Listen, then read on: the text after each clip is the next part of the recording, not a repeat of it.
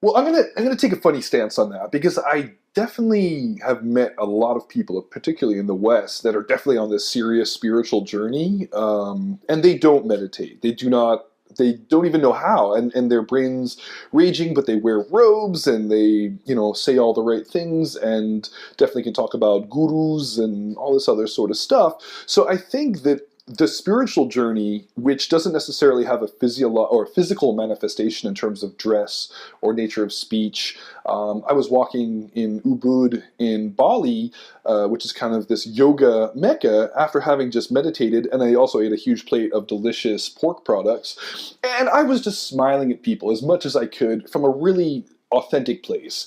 And the Balinese would double, triple my smile, the internal smile, the inner joy that had come from being in this really authentically centered and happy place, and just being very present. As where there was these people with dreadlocks and robes and attire who have just come from their third yoga class of the day that definitely did not reflect that presence, did not reflect that sense of peace. Or you could just see them with their inner dialogue raging down the street, headed to their next class, but they didn't have the inner peace that is a byproduct of meditation. So there is definitely like a spiritual materialism that's, oh well, he dresses that way, so he obviously meditates, but he might be a mental case as well. So that being said, I also know lots of people that meditate all the time, and yet they eat steak and they drink whiskey, and they'll go out dancing till 3 in the morning on all sorts of drugs, and yet live a really centered and truly joyous lifestyle that yield the benefits from that focus that's developed inwardly, and then can turn off party mode, turn off celebration mode, and get down to business. So I think that there's not necessarily a spiritual element to meditation. Like I'm not saying that everyone who is spiritual necessarily meditates, but I think that meditation has more to do with the focus and the awareness that we bring to our lives that can go all the way from CEOs, all the way down to some sadhu sitting under a tree with not a possession to his name.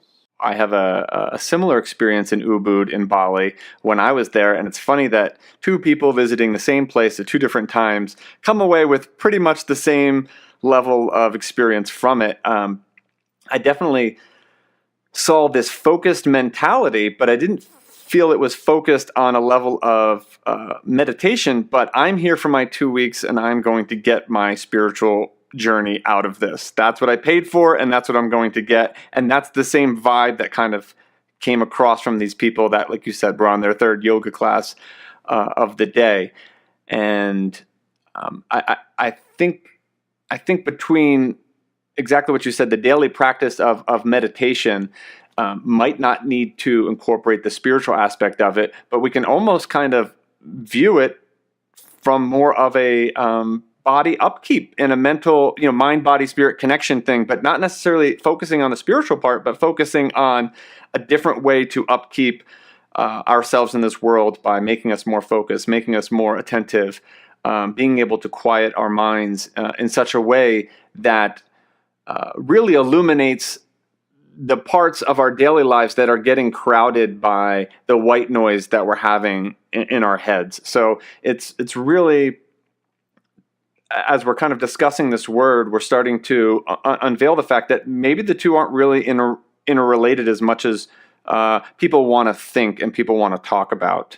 In terms of Ubud, I ate.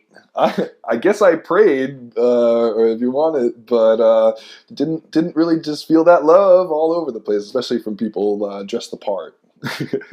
I feel people's fear towards meditation when they hear the word is they do associate it with a spiritual journey. And people that aren't spiritual kind of shy away from perhaps this practice just because of that.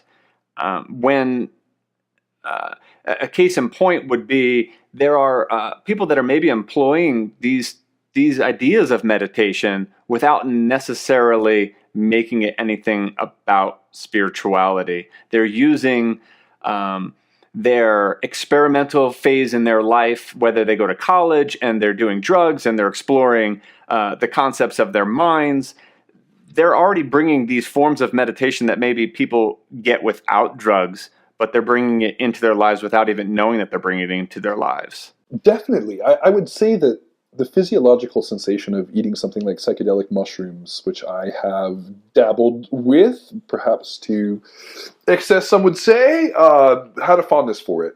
Really did. I just enjoyed how it took my meditation, and LSD for that matter. Um, I would literally take it alone, either go to the forest or just literally meditate by myself.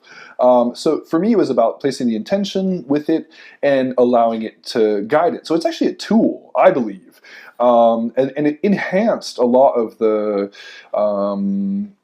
process. So let me break it down by explaining to you what it feels like for me to have taken mushrooms, and then how I correlate it with meditation. Mushrooms, to me, I often get this kind of breath. It's people would call it a breath of fire, where I feel like I can feel this heat kind of generating inside my belly, and it kind of climbs its way up.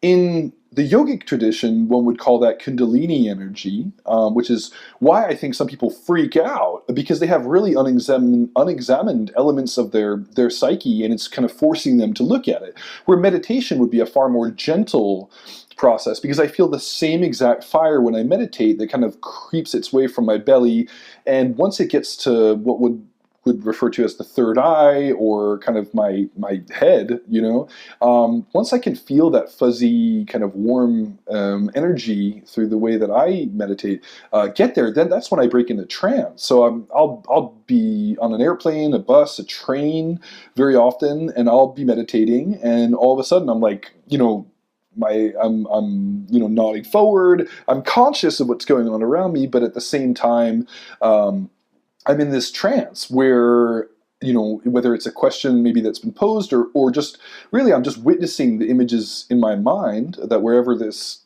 call it Kundalini energy, or chi, or ki, or life force, whatever you want to dub it, is guiding me. And what I do in meditation is literally just, I don't emote. I just watch the pictures as if I was watching television, and by focusing on my breath, and I rock my head from left to right quite slowly, and it kind of slows down, which I guess in some way mimics the brain waves. And as I slow down the rocking of my head from left to right, it slows down the rate at which the cycles per second of brain waves happen.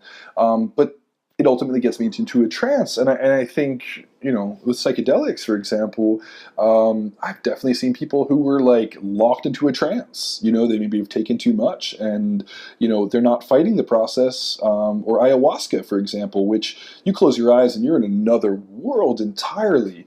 But as soon as you open them, you can see, where you are. But it really kind of forces that life force through you in a kind of a violent way, I'd say, on behalf of ayahuasca, that if you are unexamined, you could have a really negative effect from that, where I don't think meditation yields any sort of negative effects.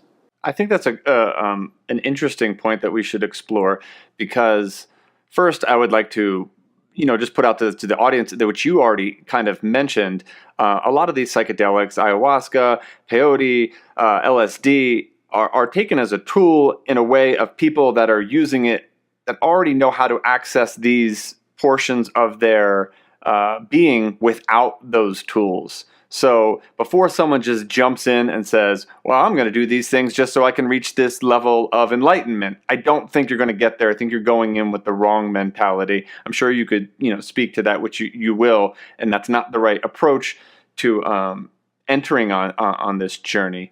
But the point I want to kind of ask you about is, I would maybe have someone come up to me and discuss what you just said that you get out of meditation, and go, Brett, I'm not seeing those images. I'm not getting that picture. What am I supposed to be looking for? They go into this idea of meditation by hearing these stories of yoga, of people with this fire breath or the trance state that you've explained, and they think that day one that that's what they're supposed to experience, that's what they're exposed to get out of the process of meditation, yet don't, and fail to see the value in it and kind of not continue along that journey. I think we need to remind people that you've been doing it for a long time. You've gone through this process for a long time. It wasn't, day one that you just had these experiences brought to you. Oh, definitely. As per our last show, I mean, I've been doing the same meditation since I've been 2 years old. It happens naturally. It's like a way I surrender to it, and to use kind of the parlance of the world of meditation, it's mindfulness meditation, and I think it's one river to get to the same ocean in a lot of ways. So I think some people run ultra marathons and they get these, heightened sense of revelation. Some people it's, wailing on drums, singing. I think there's a lot of exercise. There's lots of other ways to kind of distract the mind and then be able to gain access to this. But in the more traditional sense, I think a lot of people are handed these mantras because at some point of my journey, didn't even recognize that what I was doing was meditating. It actually, I just always did it. But then I started seeking other techniques in order to see, oh, is this the best way? Or I didn't even realize that what I was doing was meditating. It's just something I always did. So I went to classes or read books on the subject and tried mantras. And it didn't work for me at all. I got so focused on, thinking too hard, I just burnt out. So I think the key in the more kind of passive sense of meditation, if you have an active meditation, well, pursue that, continue with that. That's a beautiful thing. And obviously drugs, someone, could look at heroin perhaps and say, oh, well, that's how I get there. Well, that's a little convoluted in terms of an artifice. But in the most traditional sense of a passive meditation, there are many different ways of finding a practice that works for you. And it's not always going to be the same. Some people are very visual learners. Some people are auditory. So a guided meditation where someone's speaking to you is going to get you to that space. And there's tons of guided meditations out there. Some people are tactile. I have people who need massage. Some of my clients utilize the relaxation components of a very relaxing massage in order to get to that place. So it's they're still being passive. They're receiving the massage and it quiets the mind. But it's one of those things that in essence it's how they get there. I don't think people often associate that level of different rivers, the same ocean, when it comes to meditation, mainly because we're not exposed to that many different ideas about meditation. It hasn't infiltrated our society enough to give those type of different options out there. If I take a look on the flip side and I look at working out, there are 1,000 different workout plans. There's 1,000 different ways to get fit, whether it's through diet, supplements, exercise, CrossFit, paleo, you name it. There's something for everybody until they find what their body specifically responds to. And it kind of goes the same way as you're talking about with meditation and audio or visual. The key element to me, the through line here to me, is the understanding of yourself and starting to become in tune with your body and what responds to you, because that's really the important factor here of not being afraid to say that didn't work for me. I'm willing to try something new, and feel like you need to keep banging your head against the wall just to make some headway. That fitting a square peg into a round hole because somebody told you that round hole is the path to enlightenment. So you need to have a better understanding of what works for you, and that kind of comes back to our general theme of awareness and self-love and self-worth, and kind of really understanding the mind and what feels good to you and what doesn't. Because I believe meditation in general should be a rewarding process. It shouldn't be looked at as a routine that I need to go and do my 25 minutes of meditation and check a box off of my to-do list today. It should be something you look forward to and something that you bring into your life. And if it's not that, then I think there needs to be some more self-examination of your own body and how you're reacting to these things.